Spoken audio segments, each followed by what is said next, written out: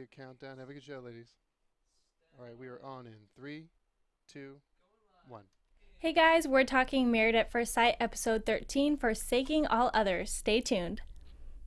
You're tuning into the destination for TV superfan discussion, AFTERBUZZ TV. And now, let the buzz begin. It's all or nothing. It was way better when we rehearsed it, I promise. That's the only part I know. Yes. There's no holding back. It's all or nothing. That's the best part.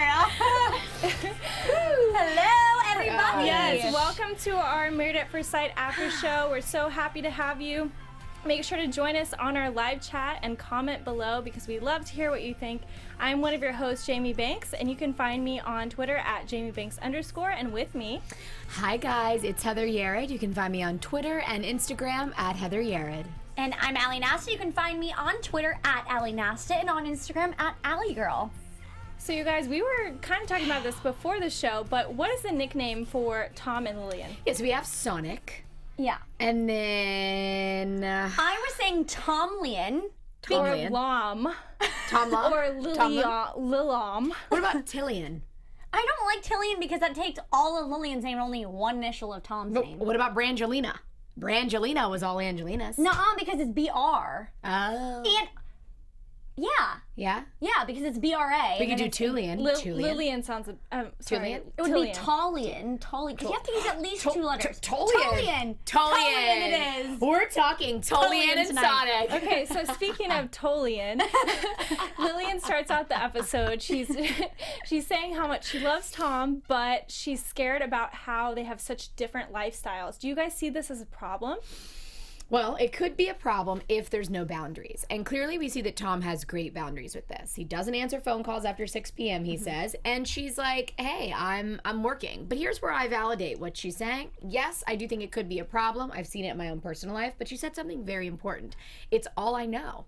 She said, it's all I know. It's what I'm used to. And sister, I can understand that part. I understand because obviously I take work very seriously. So anything that I'm doing, I need to remind myself to turn it off, especially when I'm with my friends and everything. But I think it also comes with this generation is that our worker, like our employers, they don't necessarily expect that. But I feel like with our generation and having phones, it's like, well, you have your phone there. You know what I mean? Yeah. So I know it as a personal thing.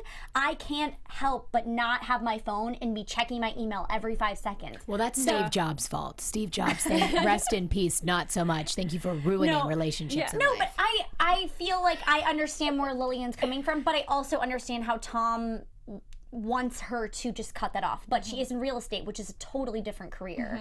Yeah, I see both perspectives, and she could think that maybe she'll miss out on like a huge sale if she doesn't check her phone right away or something like that. So yeah, I was surprised though that Tom said such very strong words. Like, I feel disrespected and I feel hurt. He literally said that. The way that she's on her phone makes me feel disrespected and hurt. Have you guys had a guy make you feel that way? Like, did you feel disrespected or hurt ever by a dude with his phone? No, one of my friends, actually, hopefully they're not watching because it's kind of awkward, but they're always on their phone texting, and it is kind of annoying, but I don't take it personally. I don't think it's because they don't like me, but they're just always on their phone. Yeah. I think I can understand that in this sense because they're still in the beginning stages of the relationship. So I feel like if I'm spending time with somebody and I was on a date and they were on their phone the whole time, unless we're mutually talking about something like, hey, this is what happened. Isn't this funny? Here you go, look at it. If they were just totally disengaged with what I'm saying, I can understand why that can be disrespectful. But I think it's different if you're on a date versus you're living together for 24 hours. Yeah. Obviously, you're going to check your phone. Yeah, I think Dr. Pepper gave a very good piece of advice, which is when we send you on this, second honeymoon, leave the phone in the car or leave the phone wherever you're at, which is a good option. We have to disengage sometimes, and like you said, it's going to be something that's always attached at our hip. From what I saw this season, I think Lillian had a very good balance of not. But it is good to have somebody be money driven and someone not. That's why they are the perfect balance, because if one of them... Well, I'll save that because it's the end. If one of them isn't, then they're not going to be very, very far. They're not going to be able to get that bus started, I'll tell you that, you know? Yeah, I feel like they keep saying it's such a bad thing that they're so different. I think it's good. I think it shows why they're matched. They're very complementary, and it's good because you don't want to be the same as your partner, do you? I mean... No, I don't mind being the same, but I don't want to be per se because we would just knock heads the whole time. For me, it's perfect. What I was curious, though, is remember in the beginning, the experts said they're both very driven. I personally don't take Tom as a driven man. What do you guys think? I think he is because I can see the way he treats Lillian and how he's very passionate about making them work as a relationship. And we see that with him dropping the bus in order to move into this different lifestyle. And he's so minimalist. But at the same time, I feel like maybe we haven't seen that side of him per se to the cameras. But he says, you know, I leave my work there at 6. So... we're just seeing the outside of work. But driven, but that's interesting. That must mean that you have a very unique definition of driven, because driven to me means something totally opposite. I'm driven to achieve a goal. Goal in my world is normally outside of relationships. I guess you're saying he's driven in his integrity with the relationship? Is that what you mean? I mean, we haven't had a chance to really see either of them at work, so it's kind of hard to say whether either of them are driven because... Well, we know Lily is. Yeah, well, we know she is because we see her being so... typecasted. Yeah, and she's on her phone. Typecasted. But for Tom, there hasn't really been, and maybe his job isn't something where he really can take, like, we can't see it physically, so we don't understand, you know, what that really looks like to him. Yeah, I agree. I feel like we don't see him at work, so maybe he's super driven and focused at work. I think he just doesn't take his work home, which is a really great thing because he just gets that mental break versus her, she's checking her email all day. So I don't know what career goals he has, but I think he really prioritizes a happy life as well. For sure. And he has one of those gigs, being that yacht specialist type of individual, that he can pick and choose. If he wants to go get a client, he can go to the dock, he can go wherever and get a client. But if he wants to be off, he can also be off. Which personally, I miss that. Like when I had just my own coaching business and I wasn't also coaching software engineers in an immersive program, it was the greatest feeling to be able to partake in anything with anybody on my own terms. It leads to a very non-stressful, you know, life, which is amazing. So he's very fortunate to do it, and I think it's going to be a great balance. So although it could bring issues, I do believe it's going to do more good than harm. Definitely. Just one more thought on that. I really think that could be good for Lillian to see, you know, maybe I can separate it. Because like she said, she was by herself before. She didn't need anybody to take her away from it. And I know that being someone that, like, I love to work, I love everything about it. Sometimes you do need that balance to be like, hey, have fun. Just like let it go for a couple hours. And then when you let it go, it's so easy. But it's the fact that when you constantly think about it, it's hard to just like forget about it. Yeah, definitely. I think organically she's going to pull back from work. I mean, just like all of us, or at least me, when I'm working hard and then I meet a guy that I really like if it has turned into something serious, I always end up pulling back from work. You just realize that there's more to life than work. Like experiencing somebody is super fun. Definitely. So we see the bus again in this episode. I felt like that's a non-issue, but now in this episode it's kind of an issue again. What do you guys think? Well, it depends on which issue you're talking about. The issue if there was no air conditioning, the issue that it was still there. You know, I just kind of noticed something that I felt all these comments that Lillian was making, obviously it could have been editing, just like putting them back to back. Yeah. But I feel like there were some things that she was hiding from us. You know, we only saw the first reaction to the bus, but she said she slept on it 3 times by now.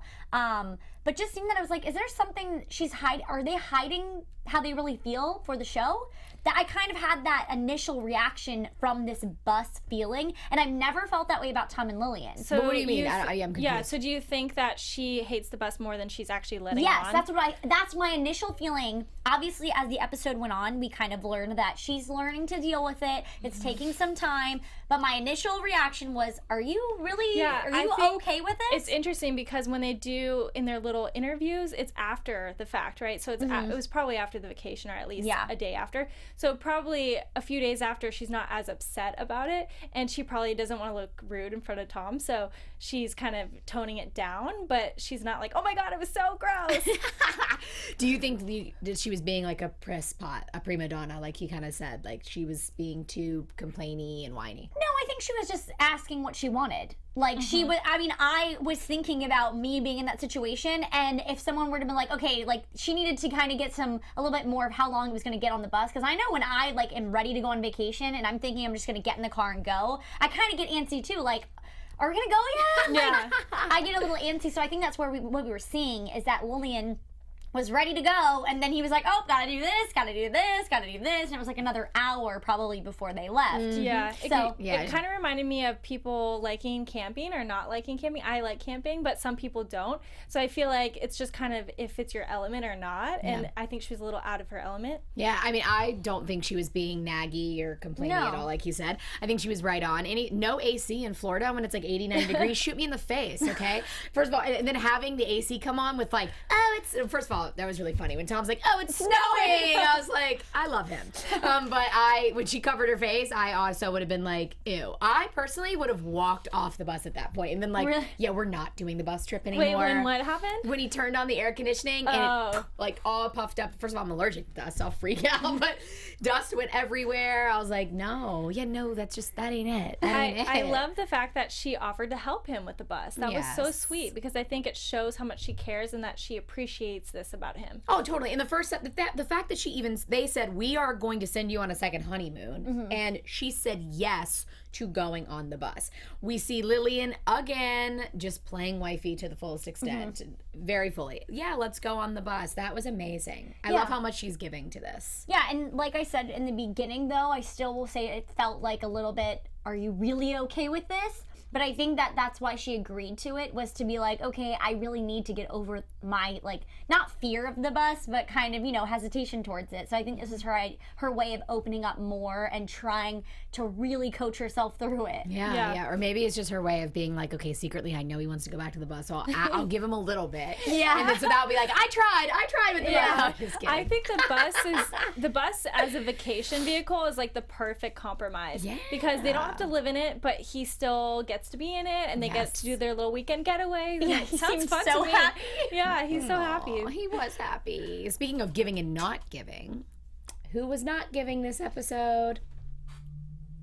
Well, Oh, she didn't say finally it. said something that was honest. No, just kidding. You're always honest. Hey, I am always You're always honest. honest, but you care a lot about people and hurting them, and so I just wanted you to make sure to say your opinion so I can call you out on that. So, what do you think about Sonia? No, Sonia, I think that I see your hesitations this episode. We saw you holding back a lot. And I think it was a little bit hard for me to see because we've seen her give so much, but she's totally closed off right now. And totally understandable. But at the same time, this is what we signed up for. And I really wish that we could see a little bit more, only because we only have a week left, and I understand the hesitations. I would be hurt too. I would totally be closed off.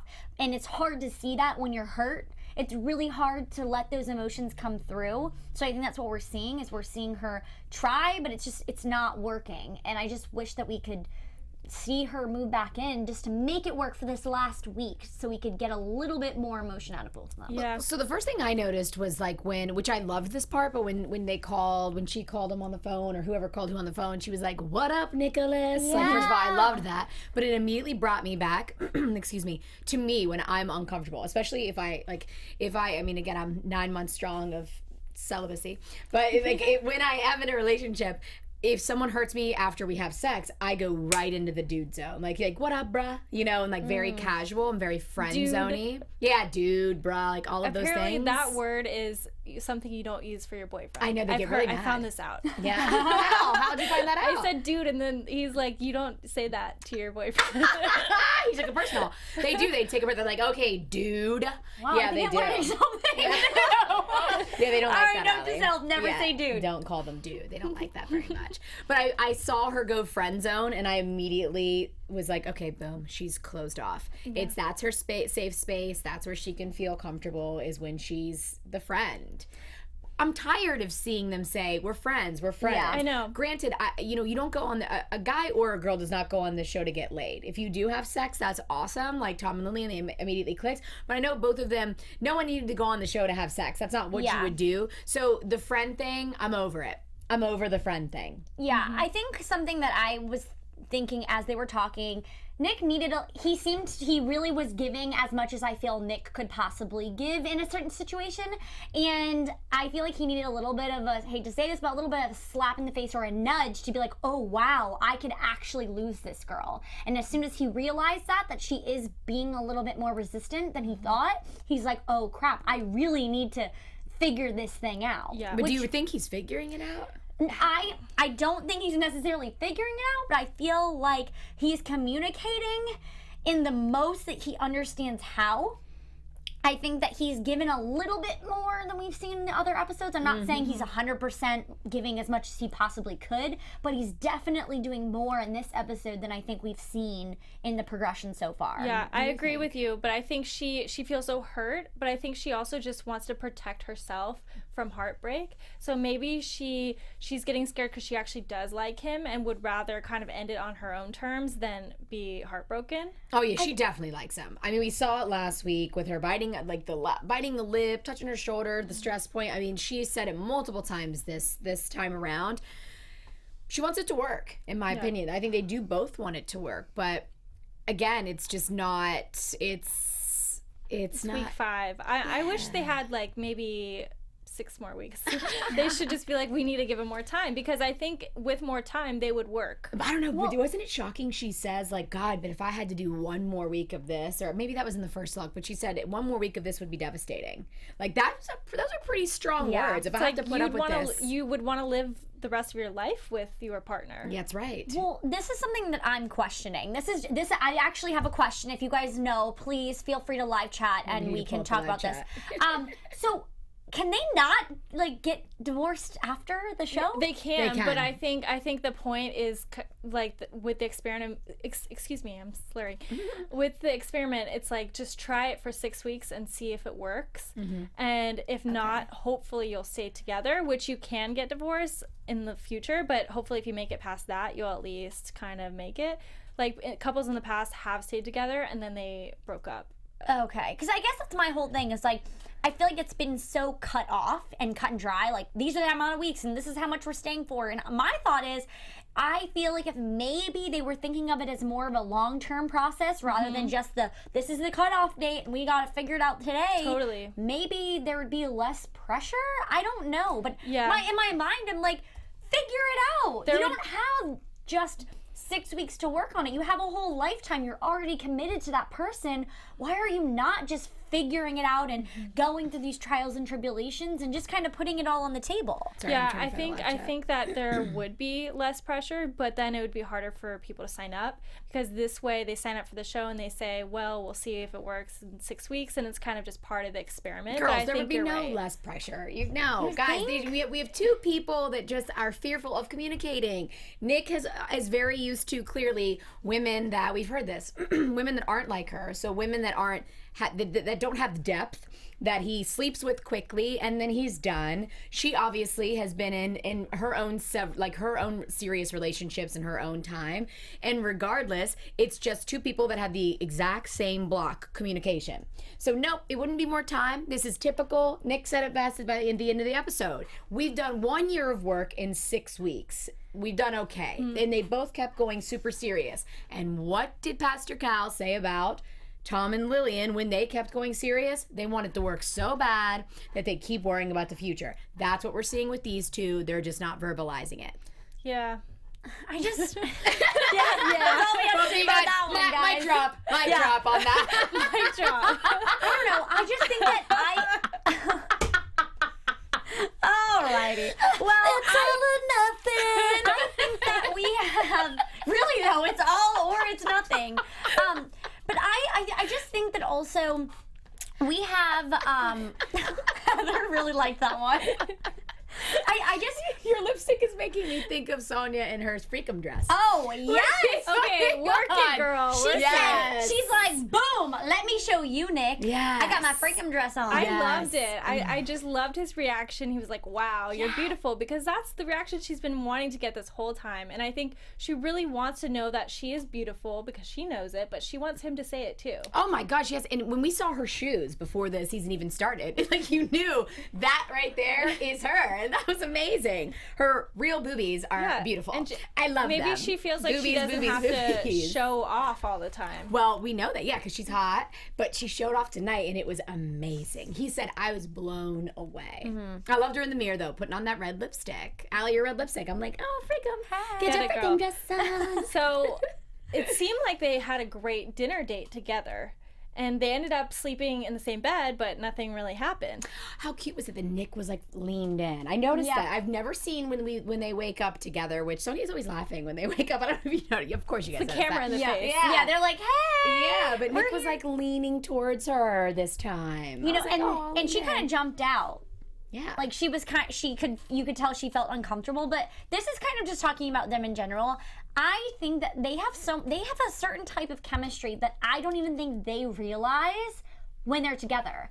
Like they just have a natural cutesy flirtation, like a wittiness. It's so great to watch. And this is the Sonic that we were in love with in the first couple weeks, and it drifted. And I feel like we're coming back to that. Totally. And we saw that when they were riding the bikes. And I just think that this was something that they both are kind of blind to, and they're not accepting what's right in front of them. Definitely, yeah. She'll say something funny, and then he'll say something funny, and it's kind of like they just get each other. They that finish each other's other people sentences. might not think was funny or whatever. They get each other. Yeah, they do. I'm surprised that she let him be in the front on the bike That ride. was cute.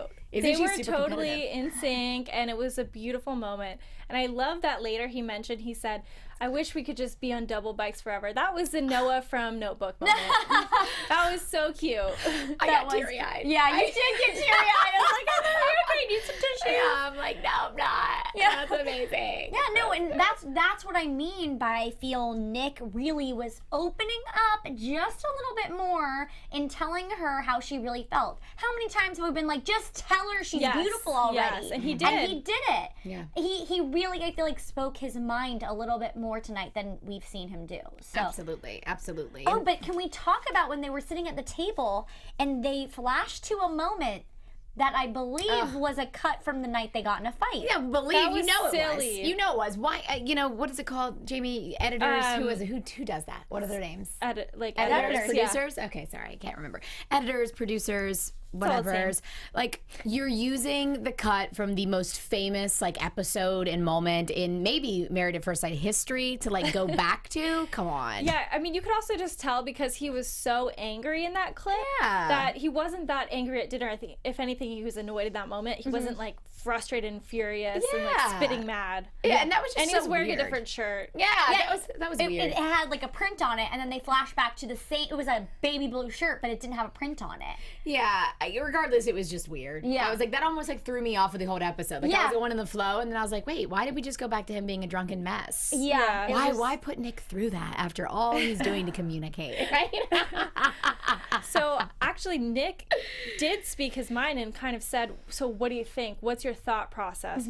And Sonia, he asked her, "So would you go through this again?" And Sonia said, "I don't know." Was that telling?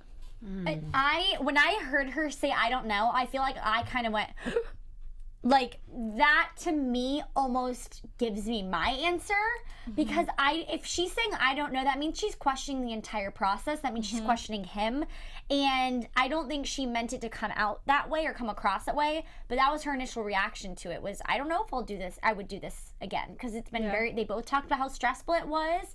And my thing is though, they were talking about how the situations are different, and like Nick brought up the whole, we got to go like to all these fun adventures and we got to all these things, but he wasn't talking about her. Yeah. It wasn't.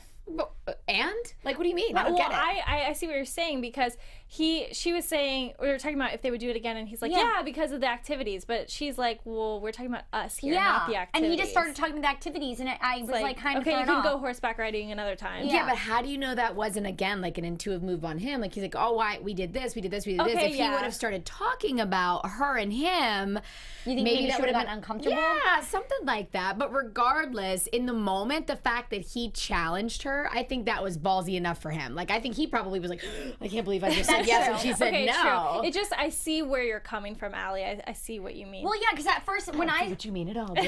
Sorry. No, I just thought that I was confused when she said, I don't know. And I understand, yes, he said, well, I would for sure. But I just thought it was strange where he was like, no, this is like, he should have been like, no, it was great because I was with you going through it. But he decided to relate it to situations like, yeah, we got to go like ride SUVs or art, like all that stuff. You know why I think he did that? At the end of their dinner, he also says something about, when you said he said the bike thing, then he also made reference to like, we should do more of this, keep it light, have fun. Remember, one of their biggest issues was that they kept talking about such serious stuff. True.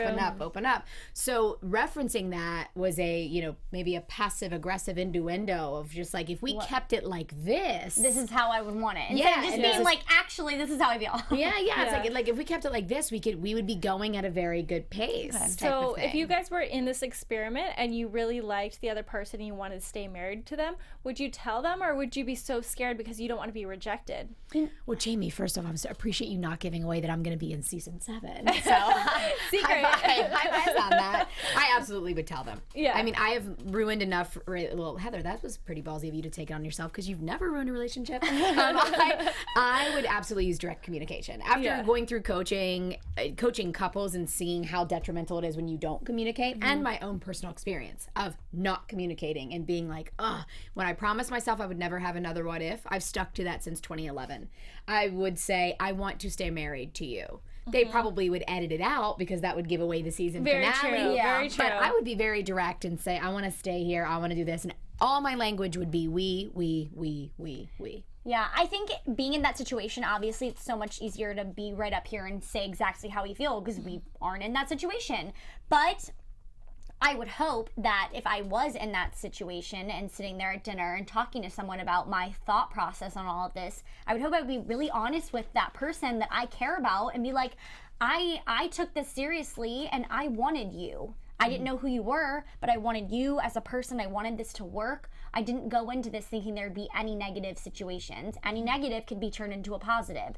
You have to work through those things. So obviously it's so much easier said than done. I could be sitting here right here and preaching, but at the same time, you never know when you're in that situation, how you're going to feel, how your emotions are, how, you're going to, it feels so large right there because they are feeling so much and it's hard to sometimes chisel away those emotions. True. I mean, it was so natural for Tom and Lillian, especially so when we see them snorkeling. So talking about doing activities and from the bike to the snorkeling, Tom and Lillian from the gate, I feel like have been like this. So when she even said when they were fishing, when they were swimming in there and she's like, I didn't expect him to stay next to me or stay with me. That was a big thing. That's that comfort. So when you're referencing Sonic being very much like, oh, I'm not sure, or a rejection, I feel like how can you be rejected? You're married already. And I feel like Tom and Lillian are exemplifying what that looks like, all the way down from making her feel safe when they were snorkeling to the bus, to being open to the bus. I love that she stepped out of her comfort zone and she just went with it, and he was so supportive of her. And I also loved at the end, she said,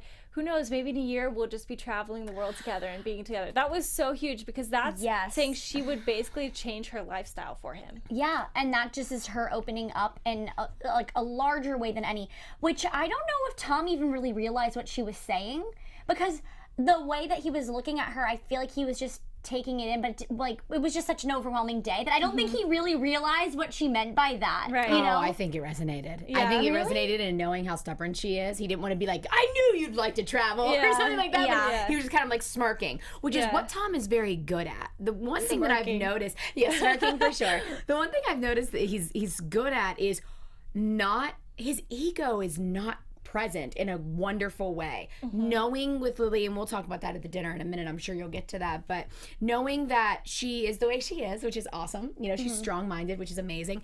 He holds back certain things that he knows might be a button with her. So even with that, him not getting super excited when she mentioned it, that's his way of receiving and being patient and showing up like that. I am astounded at 28 years old that man is like that. I personally it's rare to see someone who's so receptive and can hold his tongue when he knows something is going to be like that. So she said it and he was like, made that smirk, but you know, I think he knew. Yes. I definitely think so. Let's talk about the dinner. They get into a little argument about the shoulder. What did you guys make of that whole conversation? I alternative medicine. To me, I'm all into it. I'm a Reiki master, so to me, I'm like, okay, great. Alternative medicine is always another way to go because I'm not going to spend $10,000 on my shoulder. Not that I've ever had shoulder surgery, but at least listening and being receptive, that should have occurred. I can see that. I understand, but I feel like maybe it was kind of hard for her to really listen because she's been dealing with this for a while. So it's something that she kind of feels very passionate about. And she's already dealt with so many situations. We saw her get so emotional about it. So I don't think she meant to not be receptive in this situation. I think she just was kind of being like, no, this is what I'm doing. Because like she said, she's been to so many different people. I think it's been such a stressful thing on her. Why would she even want to think there's another thing she has to go to in order to solve this issue? She just wants it to be fixed. I see it differently. She said she's been to medical school in Nicaragua. I saw this more as an ego play. I've been to medical school. I know what's going on with my shoulder. I get what you're saying, but there in that moment, she said that 2-3 times. I've been to medical school. I was like, okay, we get it. He's offering a different opinion, a different approach. He's trying to engage in asking about your shoulder. How many doctors have you been to? Again, a great play by a husband. Yeah, I mean, I think she was also annoyed that he didn't seem to drop the subject, or that's how it was edited to seem. So I think she was also kind of like, well, I've already said my opinion, so stop rubbing in my face sort of thing. I agree with that. I definitely think that she's, again, a woman who knows what she wants, and that's why I love her to death. And him not and pushing the envelope probably rubbed her the wrong way. But I would want to know that there's commitment, or not commitment, communication, that things can be open for conversation and not get, stonewalled. Now, do you feel like Tom gets enough attention from her? Oh my God, how funny was that? On the Lillian, bus. hello? Yeah, Lily, are you sleeping back there? Lily. I was like, wow. She's asleep. First of all, road trip code, you do not wake up the passenger when they are sleeping. It's just not fair. It's not fair. But that was so cute. His mother was so right. Yeah. Attention all day. Attention all day. It was super cute. I thought it was adorable. And, he's probably just, who knows, we didn't see how long it took them to get there. So he probably had been, like, driving for 3 hours and was like, hello, I need some company. Yeah, I think I wish, whenever I have a relationship, I definitely want my man to be wanting to talk to me all that much. I want him to always be like, Heather. I'd be like, yes. I want to be on a road trip and my man be singing with me. We'd be like, we'd be singing songs like, woo! It's all or nothing. Exactly. Like pumping up the jams, got some oldies on. That's funny. Oh, so at the end of this episode, I was sort of thinking Sonia might move back in. What did you think? I kind of thought when she came back and was talking about how she put the ring back on, I thought that we were going to see her be like, I've actually thought about it and I'm coming back. So I was a little shocked that didn't happen. I did not think she was moving back in. Yeah. Something about her aura and everything and the way she spoke and the way she looked at dinner when they were there, and she was just like, I don't know yet. Him giving her space. Side note, I thought it was very interesting that she liked that he was being patient. Cool to hear that from her, because I was team Sonia of, hey Nick, say something. Yeah. No, she likes her space, which is amazing. Yeah. Was not surprised that she did not move back in. I believe, well, I'll hold it. I'll probably have the same prediction I had last episode, but I'll hold that back. Do you feel like she's missing out on any of the experience to actually test out the relationship by not living in the house? Totally. I think so. I think that that's something that we signed up, like they signed up for on the show, and that we're seeing them not really go through with it. And I understand why, though, because she's so hurt. And those are, like, those words can really, really mess with your emotions. Yeah. Like, something about your appearance is not something you never want to hear, not from someone that you're supposed to be married to. So I understand exactly why she's not doing it, but I feel like it stinks and it's terrible and it hurts, but I feel like that's something maybe she should have had a friend be like, I know this is terrible, but put it aside for now. You know, act like, almost not pretend like it didn't happen, but in a way, like, just try to figure out how to do the situation to the best. But it's so hard at the same time because none of us have ever been there. No. Nobody's ever gotten married at first sight. So it's so hard to tell, like, to put an opinion on something that I could never imagine what she's going through. She reminded me of Heather in that moment, and I didn't like that very much. Oh, I need to think about in a place that's like quiet. Well, you signed up, like you just said. When you signed up for Married at First Sight, somewhere quiet, go in the other room. Yeah. You know, I didn't like that. In that moment, for the very first time, I was very much rubbed the wrong way. Well, something too is that Nick did say, like, I'll sleep on the couch. Like, so that's something maybe they could have worked out. Yeah, It's but like, that's weird. I wrote WTF when I said that. The first thing that comes out of his mouth is like, we can sleep in separate beds. Like, no, that's probably the reason, dude, that she's upset. Because you don't want to be, like, humping her brains out. But I think that's, like, he was just trying to do anything he could to get her back into the house. So that was his idea. Like, oh, well, I'll give you your space still. We can sleep in different beds. It'll just make it a little bit so we're closer. And he did say how he missed her and he wished that she was there. Yes. But I just thought that was the weirdest thing to come up with. Like, let's sleep in different beds. Like, no. Like, I feel like one of the reasons she's so upset is because I don't think he understands fully why she is upset, or at least that's the interview that they keep showing is like, oh, I don't understand, but maybe that was in the past. But I think that's kind of it. She wants him to understand. Yeah, for sure. And we see in First Look, right, that at the end, we all watched that, at the end where they give us the next 15 minutes of it. What was cool to see is even though we see what we saw this episode, them kind of not on the same page, it was nice to see them finish each other's words and have the same kind of next steps that they want in doing that when they were doing the vision boards. So that was cool. That was cool to kind of check out, and it gives me high hopes at least. Yeah. So is there anything we missed before we get into some predictions? Oh, well, we could go on for hours, girls, because it's our favorite show ever, but I guess we can go ahead and get to prediction. Okay, let's get into some predictions. And now, your AfterBuzz This is the TV. final one. This is so sad. Oh my gosh. Yeah, so we have to go all in. Go all in. Tell us everything. Well, I believe that both couples are going to be married. I think that both of them are going to stay married. I don't think Sonia is going to move in before getting married again. I think she's going to wait to move in until after they're married. But I see both couples saying yes, they're staying married. Great. Well, mine are that I think that Lillian and Tom are going to stay married.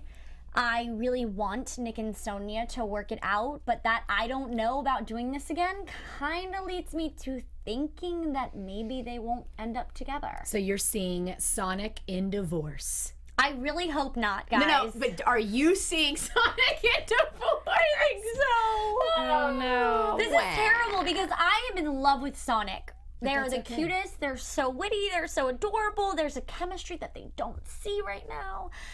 It makes me sad, but that I don't know is leading me to a no. So you got 1 and 0.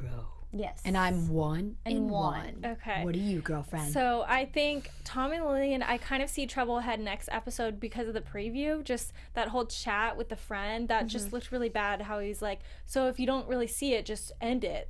Like, why would you even say that? Yeah, that's terrible advice. So that just, it seems like they're gonna have a big fight and it's just gonna be really stressful. But I think they are gonna end up staying together. I really hope so.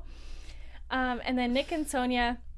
I think Nick is definitely going to want to stay married, and Sonia is not going to know until literally like that day. And I think she'll eventually just be like, you know what, I signed up for this, I like him, might as well just give it a shot because this is what we came for. And then probably weeks later they'll still be together, and then they'll be like actually falling in love, and it'll all be happy. Ooh. But I think they just need more time. Okay, so you think they're staying married? I think so. 1-1. All right, well. Gosh, I sound like the Debbie Downer. That's okay. No, Allie, I'm excited that you're comfortable being the Debbie Downer finally after 13 you're not episodes. saying you want them No, to. I definitely don't want them. And like I've said thousands of times, I love Sonic, so I'm really pulling for you guys. I'm really pulling for you. It's all or nothing. You guys should definitely let us know who you think is going to stay married, and if you think think any of the couples are going to get divorced. We want to hear that too. Be sure to comment below and download, rate, and subscribe. You can also tweet me at JamieBanks_. And what about you guys? You can find me at Heather Yerrid on Twitter and Instagram. You can find me on Twitter at Nasta and on Instagram at AllieGirl. Thank you guys, and we'll see you for our final episode next week.